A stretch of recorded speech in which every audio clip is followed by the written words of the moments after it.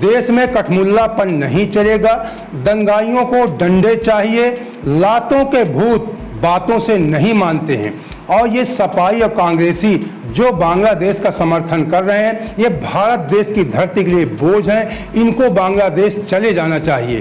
दोस्तों नमस्कार, हमारा नाम योगेश शुक्ला है और आप इस समय निष्पक्ष संदेश देख रहे हैं। दोस्तों जो अभी हमने डायलॉग बोला ये हमारे नहीं हैं, ये उत्तर प्रदेश के योगी सीएम योगी आदित्यनाथ जी के डायलॉग हैं। ये फिल्मी डायलॉग जैसे आपको लग रहे हैं। मैं इसके पहले बताया था कि योगी जी इधर 2-4 महीने से मतलब उसके लोकसभा चुनाव के बाद तो काफ़ी उदास थे, लेकिन जैसे उपचुनाव होते हैं उस उपचुनाव में उनकी अच्छी बढ़त मिलती है विधानसभा उपचुनाव में, उसके बाद से एकदम फार्म में आ जाते हैं और कभी विधानसभा में कभी रैलियों में अपनी सभाओं में मतलब ऐसे डायलॉग बोलते हैं जैसे कि उनके जो राजनीतिक आप कह सकते हैं कि राजनीति की भाषा में अधिकांश पार्टियां बोलने से डरती हैं, उन शब्दों को धड़ल्ले से बोलते हैं योगी जी। और ख़ास करके आप बता दूं, योगी जी की यही डायलॉग पॉपुलरिटी बन रहे हैं पूरे देश में। आजकल इस समय योगी जी की चर्चा रहती है, मोदी जी प्रधानमंत्री है ही, लेकिन उनके बाद अगर किसी की चर्चा देश में होती है तो योगी जी की होती है।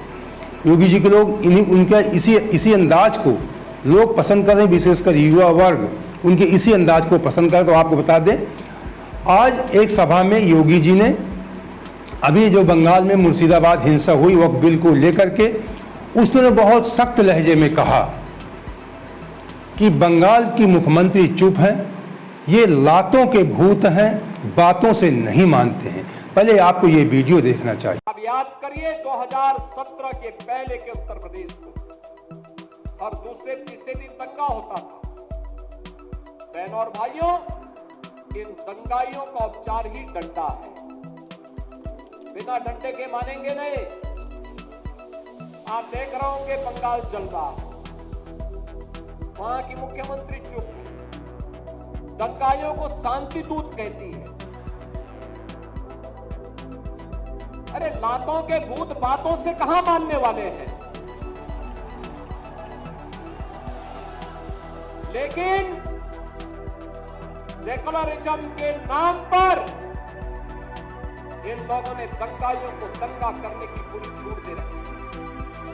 पूरा मुर्शिदाबाद पिछले एक सप्ताह से चल रहा है, सरकार मौन है। बहनों और भाइयों, इस प्रकार की अराजकता में लगाम लगनी चाहिए और मैं धन्यवाद दूंगा इस बात के लिए वहां की माननीय न्यायालय को, जिन्होंने वहां पर केंद्रीय बलों की तैनाती करके वहां के अल्पसंख्यक हिंदुओं की सुरक्षा की व्यवस्था करने के लिए कदम उठाया है और आज केंद्रीय बल वहां पर तैनात है। आपने वहां की पीड़ा सुनी होगी, सब लोग मौन है। कांग्रेस मौन है मुर्शिदाबाद के दंगों पर, कांग्रेस मौन है, समाजवादी पार्टी मौन है, टीएमसी मौन है। वे धमकी पे धमकी दिए जा रहे हैं, समर्थन कर रहे हैं। बांग्लादेश के अंदर जो हुआ था उसका समर्थन कर रहे हैं बड़ी बेशर्मी के साथ। अगर उन्हें बांग्लादेश अच्छा लगता है तो उनको बांग्लादेश ही जाना चाहिए। क्यों भारत की धरती पर बोझा बने हुए हो, क्यों भारत की धरती पे बोझा बने हुए हो। हम आभारी हैं प्रधानमंत्री मोदी जी के और गृह मंत्री अमित शाह जी के, जिन्होंने वक्फ संशोधन अधिनियम को पारित करके गरीबों की जमीनों पर, सार्वजनिक जमीनों पर पड़ने वाली डकैती पर लगाम लगाने का काम इस अधिनियम, संशोधन अधिनियम के माध्यम से पारित किया है। अब ये जमीन जो वापस आएगी, बहनों और भाइयों, इसमें हॉस्पिटल बनेंगे, इनमें गरीबों के लिए मकान बनेंगे, हाई राइज बिल्डिंग बनेगी, यहां पर स्कूल बनेंगे, विश्वविद्यालय बनेंगे, निवेश के लिए लैंड बैंक बनेगा। लेकिन किसी को जमीन पर कब्जा करके गुंडागिर्दी करने की छूट अब नहीं मिलेगी, इसलिए लोग परेशान हैं। तो दोस्तों आपने योगी जी का अंदाज वीडियो में देखा, किस अंदाज किस सख्त लहजे में वो अपने विरोधियों को जवाब दे रहे हैं। आपको बता दें योगी जी ने आज मंगलवार को उन्होंने बंगाल हिंसा को लेकर ज़बरदस्त आक्रमण किया, जो बंगाल में मुर्शिदाबाद में हिंसा हुई। उन्होंने कहा कि वक्फ कानून को लेकर वहाँ हिंसा हुई, तो उन्होंने कहा कि वक्फ कानून की ज़मीन पे अपने उन्होंने स्पष्ट कर दिया कि हम यहाँ पे जो ज़मीन वक्फ कानून के आधार पे ली जाएंगी वापस, उसमें अस्पताल बनाएंगे, गरीबों के लिए मकान बनाएंगे, स्कूल बनाएंगे, विश्वविद्यालय बनाएंगे। उन्होंने कहा कि और इसी बात पे उन्होंने कहा कि लातों के भूत बातों से नहीं मानते, नहीं सुधरने वाले हैं। उन्होंने कहा कि बंगाल जल रहा है, लेकिन वहाँ की मुख्यमंत्री के साथ साथ सपा और कांग्रेस भी चुप। उन्होंने कहा कि जो बंगाल जल रहा है, बंगाल में दंगा हो रहे हैं, वहाँ की मुख्यमंत्री चुप है ही, साथ में सपा और कांग्रेस भी चुप है। ममता बनर्जी दंगाइयों की उनको शांत दूत कह रही हैं। सेकुलरिज्म के उन्होंने कहा कि सेकुलरिज्म के नाम पर खुली छूट दे दी गई है। उन्होंने कहा कि प्रदेश में सेकुलरिज्म के नाम पे खुली छूट दे दी गई है, इस तरह अराजकता पे लगाम लगनी चाहिए। उन्होंने कहा कि वहाँ की कोर्ट को मैं धन्यवाद देता हूँ जिसने वहाँ के अल्पसंख्यक हिंदुओं की सुरक्षा के लिए कदम उठाया है। वह कुछ योगी जी के पॉइंट है विशेष आपको बता दें, वो आपको जानना जरूरी है। 2-4 पॉइंट हैं जो भी बताया कि वक्फ की ज़मीनों को लेकर योगी जी ने कहा कि वहाँ अस्पताल बनाएंगे, स्कूल बनाएंगे, विश्वविद्यालय बनाएंगे और निवेश के लिए लैंड बैंक तैयार होगा। निवेश के लिए लैंड बैंक तैयार होगा, मतलब कि जो निवेश होगा या कोई उद्योगपति बड़े निवेश करना चाहते हैं, फैक्ट्री लगाएं, उनको हम ये ज़मीनें देंगे निवेश के लिए लैंड बैंक तैयार। लेकिन किसी को ज़मीन पर कब्जा कर गुंडागर्दी करने की छूट नहीं मिलेगी। वक्फ के नाम पे जो कहते ये ज़मीनें वक्फ की हैं और उसका दुरुपयोग कुछ बड़े लोग, कुछ तथाकथित लोग करते थे, तो अब ये गुंडागर्दी नहीं चलेगी, उनसे ज़मीन छीन ली जाएगी। जो गुंडागर्दी के तहत उस ज़मीन का दुरुपयोग कर रहे हैं, अब वो ज़मीन एक तरह से कह सकते हैं सरकार की, उस सरकार इसमें निवेश करवाएगी या अस्पताल, विश्वविद्यालय या गरीबों के लिए मकान बनवाएगी। उन्होंने स्पष्ट कर दिया कि वक्फ की ज़मीनों का क्या होने वाला है। उन्होंने कहा कि सपा कांग्रेस को परेशानी का इस बात को लेकर सपा कांग्रेस को विशेष परेशानी है अब, क्योंकि उनके गुर्गे जो ज़मीन कब्जा किए हैं उनसे ज़मीनें ले दी जाएंगी और खाली हो जाएं। उन्होंने कहा कि इसलिए उनको परेशानी हो रही क्योंकि वे गुर्गे जो पहले जनता को लूटते थे, जो उनके कांग्रेस सपा के गुर्गे थे, जनता को लूटते थे, जो भस्मासुर पाल रखे थे, अब उन्हें डर है कि कहीं वही इन्हें न डसने लगे, कहीं उन्हें यही न डसने लगे। मेरी बात समझना कि जिन लोगों को सपा कांग्रेस कह रहे हैं कि योगी जी की जिन लोगों को सपा कांग्रेस ने पाल रखा था, जो गुर्गे थे, गुंडे थे, उनकी ज़मीन छीन ली जाएगी, तो ये गुर्गे अब कहीं उनको ही न डसने लगे।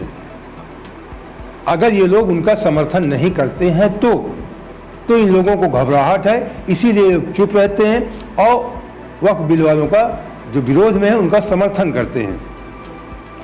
जो अकूत संपत्ति इकट्ठा की गई है उस पर डकैती न पड़ जाए, उनको लगता है जो ये नाजायज संपत्ति इकट्ठा की गई है इस पर कहीं डकैती न पड़ जाए। कुछ और पॉइंट हैं, 2 पॉइंट और उनके महत्वपूर्ण पॉइंट हैं, आपको जानने चाहिए, इसलिए कि योगी जी के शब्द जो हैं, एक एक शब्द बहुत महत्वपूर्ण है। देश के लोग, विशेष करके मैं बता दूं, जो एक आम जनमानस है, ये वो कहीं ना कहीं उसके मन में एक धारणा बैठी हुई कि आने वाले समय में योगी जी हमारे देश के पीएम बनेंगे। ऐसा लोग मानते हैं। अगर सर्वे कराया जाए तो सबसे ज़्यादा मोदी जी के बाद योगी जी को ही चाहने वाले लोग मिलेंगे। तो इसके आधार पर योगी जी क्या बोल रहे हैं, उनके शब्दों को लेकर पूरे देश में चर्चा होती है और उनके शब्दों का महत्व होता है। ये कोई नहीं है कि कोई ऐसे किसी ने बोल दिया, उनके शब्दों को कोई महत्व नहीं है। योगी जी के शब्दों पूरे देश में चर्चा होती है। तमाम मुख्यमंत्री भारतीय जनता पार्टी के आप देखते हैं, उनका वो क्या बोलते क्या, कोई इन पर विशेष मीडिया गौर नहीं करती, लेकिन योगी जी के शब्दों को हाईलाइट किया जाता है मीडिया, सोशल मीडिया के माध्यम से। उन्होंने कहा कि पहले रोजगार का अभाव था, अव्यवस्था थी, हमने रोजगार को आगे बढ़ाया। भारत दुनिया का सबसे बड़ा लोकतंत्र है। पलायन, लोगों को पहले पलायन करना पड़ता था, लेकिन अब तस्वीर बदल। 2017 से पहले उत्तर प्रदेश का 2017 से पहले उत्तर प्रदेश में हर दूसरे और तीसरे दिन दंगे होते थे। कहा कि यूपी में 17 के पहले, मतलब जब सपा सरकार से कहने तात्पर्य था कि हमारे आने के पहले हर दूसरे तीसरे दंगे होते थे। इन दंगाइयों का इलाज, उन्होंने कहा कि इन दंगाइयों का इलाज डंडा है। जब शुरू में कहा कि दंगाइयों को डंडा चाहिए, उन्होंने कहा कि, और एक शब्द उन्होंने कहा था कि पिछले जब विधानसभा सत्र चल रहा था, जब कुछ सपा के लोगों ने कहा था कि मदरसा में और इंग्लिश मीडियम स्कूल की बातचीत चल रही थी, बहस चल रही, तभी उन्होंने कहा था कि आप अपने बच्चों को अच्छे स्कूलों में पढ़ाना चाहते हैं और देश के गरीब बच्चों को कठमुल्लापन की तरफ देश को ले जा रहे हैं। ये डायलॉग उन्होंने और तमाम इसी बातें कही थी। उन्होंने कहा दंगाइयों का इलाज केवल डंडा है, बिना डंडे के ये मानेंगे नहीं। कहा कि बिना डंडे के ये मानेंगे नहीं। उनके कहने का सख्त लहजा था कि अगर हमारे प्रदेश में हुआ तो इनकी खैर, उन्होंने अपने शब्दों में दूसरे प्रदेश का सहारा लेकर उन्होंने स्पष्ट संदेश दे दिया है कि लातों के भूत हैं और बगैर डंडे के ये मानेंगे नहीं। इसलिए कोई जुर्रत न करे उत्तर प्रदेश में इस तरह की हरकत, बंगाल जैसी हरकत करने की। उनका सीधा सीधा संदेश था जो यह वक्फ बिल का विरोध कर रहे हैं। उन्होंने कहा कि सपाई कांग्रेस ने कहा ये धरती पे बोझ है। मुर्शिदाबाद को लेकर के कांग्रेस, समाजवादी पार्टी, टीएमसी सब मौन है। उन्होंने कहा कि मुर्शिदाबाद को लेकर के Congress party, Samajwadi party, TMC मतलब ममता बनर्जी जी की पार्टी सब मौन है, सब चुप्पी साधे हुए। वे धमकी पर धमकी दे रहे हैं और बांग्लादेश में जो हुआ, योगी जी कहें जो बांग्लादेश में हुआ उसका समर्थन कर रहे हैं। अगर उन्हें बांग्लादेश से, अगर उन्हें सपा कांग्रेस और टीएमसी कह रहे हैं कि अगर उन्हें बांग्लादेश अच्छा लगता है तो वहीं चले जाएं। ऐसे लोग भारत की धरती पर बोझ बन चुके हैं। उन्होंने सपा कांग्रेस के लिए कहा कि ये लोग भारत की धरती पे बोझ बन जाए, और टीएमसी के लिए कि लोग भारत की धरती बोझ हैं, इन्हें बांग्लादेश चले जाना चाहिए। तो बंगाल हिंसा को लेकर के उन्होंने बहुत सख्त लहजे में आज एक आप ये कह सकते हैं एक तरह से यूपी के लिए संदेश तो है ही है, साथ में भारतीय जनता पार्टी शासित जितने भी प्रदेश हैं वहाँ के लिए भी संदेश है। वहाँ के मुख्यमंत्री भी एक्टिव हो जाएंगे योगी जी के, जो योगी जी के संदेश है इसको सुन करके। तो इस समय आप लोग देख रहे हैं पूरे देश में कि वक्फ बिल को लेकर के विरोध प्रदर्शन हो रहा है। बंगाल में कुछ ज़्यादा इसका विरोध हिंसात्मक हो गया, जबकि आपको बता दें अब तो बिल पास हो चुका है। ऐसा कुछ इसमें होने वाला नहीं है। जो लोग विरोध कर रहे हैं इनको पहले विरोध करना चाहिए था हमारे हिसाब से। तो शायद इसमें कुछ परिवर्तन, अगर जबरदस्ती लोग विरोध करते तो हो सकता है इसमें कुछ परिवर्तन हो सकता था। लेकिन बिल पारित होने के बाद, और भारतीय जनता पार्टी की सरकार है, बहुमत में सरकार है, अगर कोई मंशा पाले है कि केवल कुछ राजनीतिक बिल वापस होगा, यह संभव बता रहा हूँ, असंभव बात है। कभी भी मोदी जी, योगी जी ऐसा नहीं करेंगे। मोदी जी प्रधानमंत्री और अमित शाह जी गृहमंत्री जी ऐसा नहीं करेंगे। अभी आपने देखा कश्मीर में धारा 370 को लेकर के लागू हो गया तो लागू हो गया। तो इसके पहले अगर ये विरोध प्रदर्शन होता तो शायद इसमें कुछ संशोधन हो सकता था थोड़ा बहुत, लेकिन ज़्यादा उसमें भी गुंजाइश नहीं थी। तो ये जो विपक्षी पार्टियों के द्वारा आप इसे वक्फ बिल मुसलमान भाइयों के लिए कैसा है कैसा नहीं है, हम इसके ज़्यादा डिटेल में नहीं जाएंगे। लेकिन जो उनको जो भी निर्णय लेना हो अपने स्वविवेक से निर्णय लें। विपक्षी राजनीतिक जो नेता हैं या बड़े बड़े किसी भी दल, कहने का मतलब धर्म के धर्मगुरु जो होते हैं, उनका जो उनकी स्टेटमेंट है उनके आधार पे कोई ऐसा कार्य नहीं करना चाहिए जिससे देश की शांति व्यवस्था भंग हो। खुद वो निर्णय, एक आम जनमानस को निर्णय लेना चाहिए कि आप जानते हैं ये जितने भी राजनीतिक नेता हैं, चाहे योगी जी हों, मोदी जी हों, अखिलेश हो, राहुल, कोई भी हों, ये अपने अपने हथकंडे अपनाते हैं, बता दूं, अपने अपने हथकंडे से हमको आपको आकर्षित करने का प्रयास करते हैं। कोई कुछ डायलॉग मारता, कोई कुछ डायलॉग मारता है। तो हमको आपको इनसे सतर्क रहना है। और क्योंकि इनका एक उद्देश्य होता है, अगर हमें आपको लगता है कि ये हमारे हमदर्द हैं, हमारी समाज सेवक हिसाब से काम कर रहे हैं, कुछ मुद्दे होते हैं कि उनमें समाज सेवा इनकी जरूर कुछ ना कभी कभी तमाम नेता अच्छे भी होते हैं, देखिए अधिकांश मुद्दों पे इनका फोकस होता है वोट बैंक को इकट्ठा करना, बहुसंख्यक को इकट्ठा करना। किस रास्ते से जाएं, धर्म के नाम पे जाएं, जातिवाद के नाम पे जाएं, सब अपना अपना हथकंडा अपनाते हैं।